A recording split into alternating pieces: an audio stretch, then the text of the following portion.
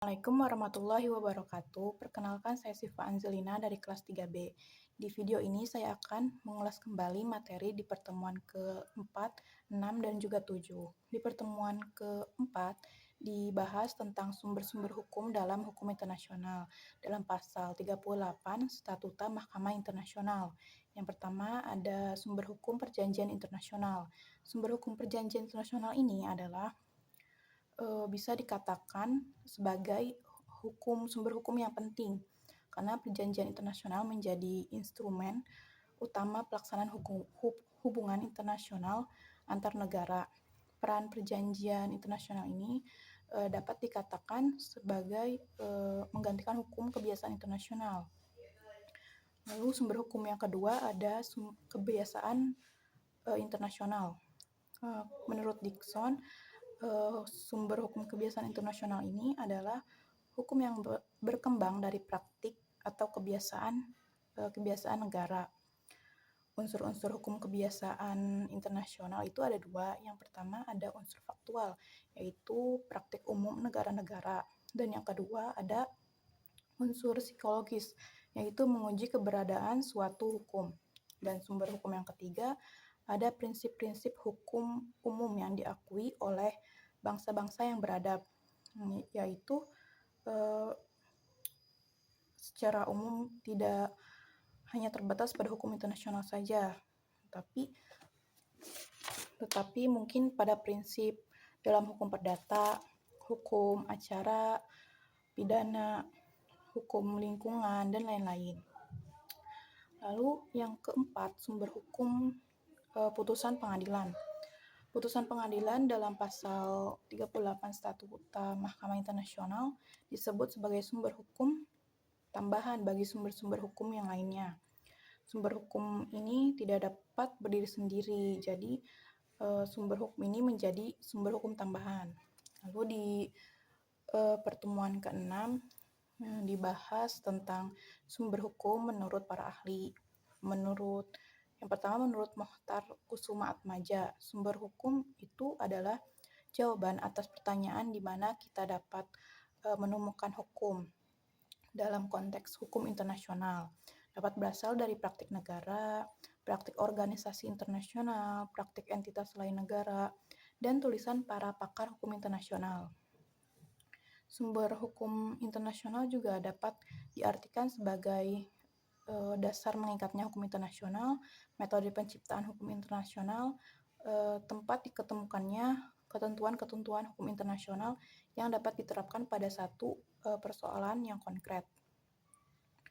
Lalu selanjutnya fakta sosial dan politik, yaitu kenyataan hubungan antar negara yang menuntut adanya aturan. Contohnya itu meningkatkan aktivitas perdagangan lintas negara.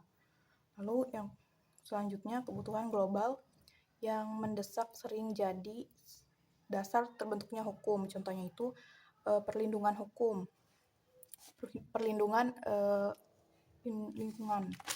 Lalu lahirnya Konvensi Paris tahun 2015 tentang praktik negara. Dan yang terakhir ada kebiasaan negara yang berulang bisa menjadi sumber hukum material. Contohnya itu kebiasaan negara memberi imunitas kepada kepala negara saat berkunjung, yang lalu dipandang sebagai hukum internasional.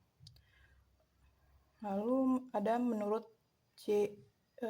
Stark, ia menggunakan istilah material source yang diartikan sebagai bahan-bahan aktual yang dipergunakan para sarjana hukum internasional untuk menetapkan hukum yang berlaku bagi suatu situasi tertentu. Sumber-sumber hukum internasional menurut G. Stark, yang pertama itu ada custom atau kebiasaan internasional, yang kedua ada traktat, yang ketiga ada keputusan-keputusan pengadilan atau badan-badan arbitrase, yang keempat ada juristic work atau karya-karya yuridis, lalu yang kelima ada keputusan atau ketetapan organ lembaga internasional. Nah, selanjutnya ada di pertemuan ke-7. Di pertemuan ke-7 ini dibahas tentang subjek-subjek hukum internasional. Subjek hukum internasional itu setiap pihak yang memiliki hak dan kewajiban dalam hukum internasional serta dapat dimintai pertanggungjawaban. Syarat subjek hukum internasional ini harus memiliki personalitas hukum. Lalu selanjutnya kecakapan personalitas hukum internasional. Yang pertama, mampu mendukung hak dan kewajiban internasional. Lalu yang kedua, mampu melakukan tindakan tertentu di tingkat internasional.